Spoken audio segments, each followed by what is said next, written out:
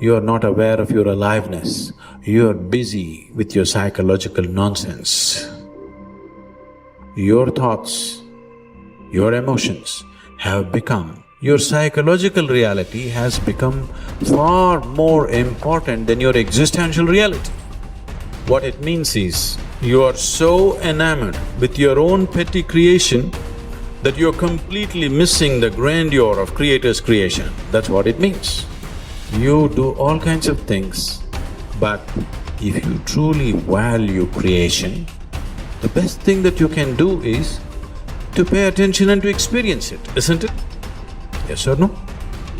Most people are waiting for their life to change. Yes. So they can feel gratitude, to feel abundance, to feel whole. That's the old model of cause and effect, So if you're living with emptiness, you're living with lack, you're living with pain, most people have been conditioned that something out there has to take away this emptiness or feeling inside of them. But if you believe that you're creating your life and you're living by lack, well, lack isn't going to create abundance, right? So then it makes sense then that you don't really actually create wealth, you generate wealth, you generate abundance. So the moment you start teaching your body emotionally what that future is going to feel like before it's made manifest, well, your body, as the unconscious mind, believes it's living in that future in the present moment.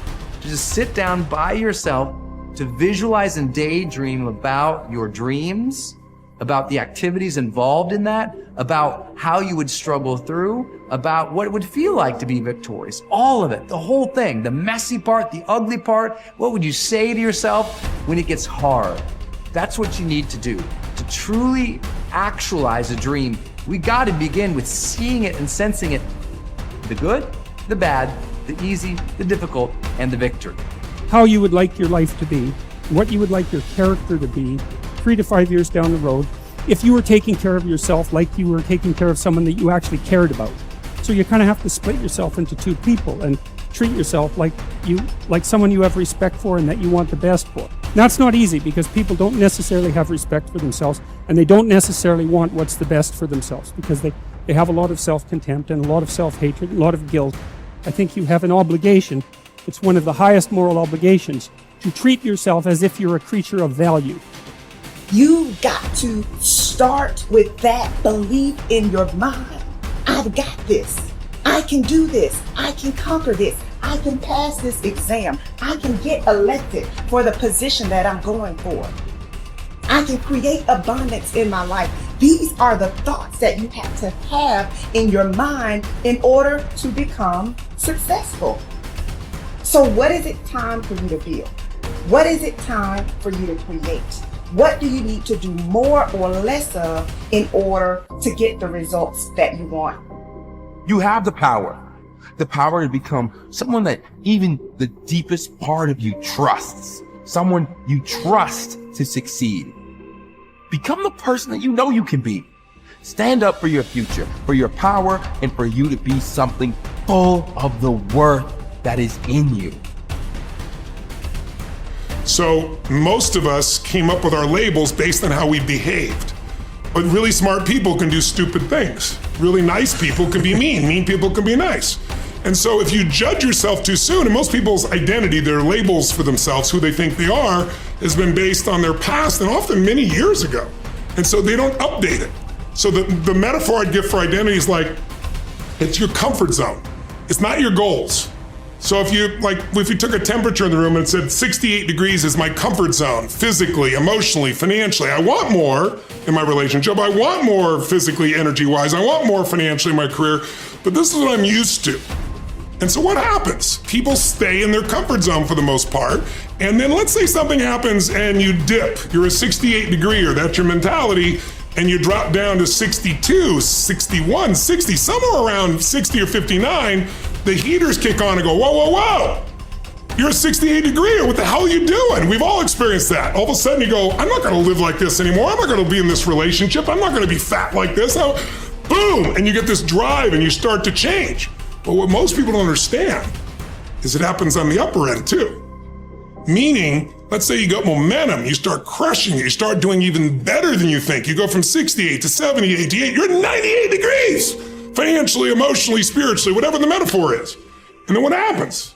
You're going to say, hey, your brain goes, who the hell do you think you are? You're not a 98 degree here, right? Get back to 68. And if nothing else, the heaters stop, you lose your drive, and that'll drift you back. And not enough, the air conditioner can kick on, you start to kind of sabotage yourself till you get back to your comfort zone. So unless you expand your identity, change is temporary. It's like when someone says to me, I've stopped smoking, it's been 8 days. I go, why are you counting? And I say, why are you counting? So you can tell people how long you lasted this time?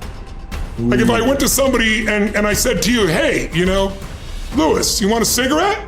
You're not gonna say, what brand is it? You're gonna go, no, Right. I'm not a smoker. Notice how people, I'm not one of those. That's not my identity. Identity is the strongest force in the human personality. If you look at Lance Armstrong, who has a mixed identity now in the culture, this is a guy that had to win and found a way to win. So when he was told he had cancer in his lungs, in his brain, and in his testicles, and he rides a bike, and he's gonna die, his answer was, no, I'm a champion. I find the way. I will find the answer. And he did. Now, unfortunately, he bent the rules around the sport, and it kind of ruined his reputation, obviously. But that mentality, his identity is why he survived. Other people told they have cancer, and they're like, it's over, they give up, they start arranging their affairs. And so that psychological difference is the number one thing I work with people on, because unless you expand your identity, you're gonna basically keep where you are. You might improve a little or not, you might go up and down a bit, but you're gonna stay within a realm. If you're gonna have an explosive breakthrough to another level, physically, mentally, financially, spiritually, then we gotta not only give you the tools, we gotta shift that internal sense of who you really are and have you find that you are more than anything that's ever happened to you, that you can handle whatever shows up, even if it's incredibly scary or uncomfortable. Personal responsibility is true and wildly optimistic. And it is people's belief system and the value system that they cobble together over a lifetime that will lead them to reject that. And all I can say is reject it at your own peril for the following reason. Personal responsibility is about remembering you can do something and change. And I can sum up personal responsibility in a single quote by Kobe Bryant. Boos don't block dunks. That's personal responsibility. You can get so good at something that no matter how much people hate you, the best athletes in the world were paid millions of dollars and trained to stop Kobe Bryant from scoring. And yet he scored 81 points in a single game. So you can get so good no matter how much people hate you, no matter how much they're training and trying to defeat you. They can't. And that is the most exciting thing in the world to me. That, wait, you're saying that I can get so good at something that at least the vast majority of humanity can't stop me? There will always, of course, unfortunately, I don't yet believe that I am Kobe Bryant in anything that I care about. So, but that I can get better than the vast majority of humanity at something by dedicating my time and energy to that thing. That is so cool. That is so liberating. It's changed my life. It's given me hope. It got me up off the floor. It in every possible way, it has changed my life. It is the thing that I rely on when I'm feeling my most anxious. I'm like, I can get better at this. A word. And then I remember, that's right. Like if I put time and energy into this, I can get better. So it's okay if I'm actually not good at this. You have only to keep in mind the experiences you wish to meet in order to control your own future. Shakespeare expresses the same thought in another way. Assume a virtue if you have it not. Look the part, dress the part, act the part. Be successful in your own thoughts first. In other words, fake it till you make it. Basically, when it comes to personality traits, there is no difference between possessing them and pretending to have them. Dr. Carl Simonton said that mind, body, and emotions are a unitary system. I affect one and you affect the others. This means that you can pretend to be confident or courageous, and the cocktail of chemicals inside your body for those attributes will be created, and you will indeed feel confident or courageous. Pretending you have a character trait such as confidence is not the same as pretending you can scale mountains or play the tuba.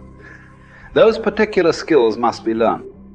Characteristics such as courage, confidence, and enthusiasm are created in the mind by the pictures you create, though. Acting as if sets a positive expectation. We believe something to be true and then act in a way that brings that assumption about. This can be a positive or negative force. The effect of self-fulfilling prophecies has been demonstrated by objective scientific experiments.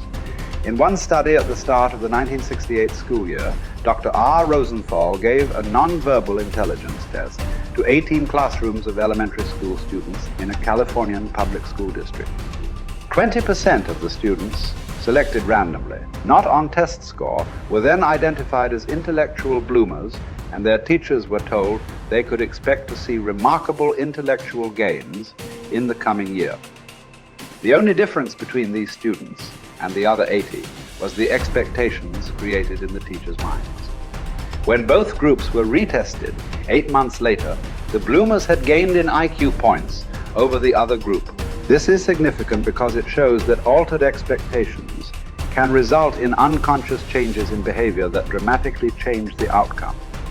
In another study during the 1970s, 152 cancer patients were assessed based on their expectation and attitude about their treatment, and then each was monitored for 18 months. The results clearly indicated those with a positive expectation about the treatment got the best result. It follows, therefore, that your chances of success in anything in life are greatly improved by positive expectations. Man is like the wireless operator. Man is subject to miscellaneous wrong through currents if his mind is not in tune with the infinite, or if he is not keyed up to higher vibrations than those of negation. If you want a quality, act as if you already had it.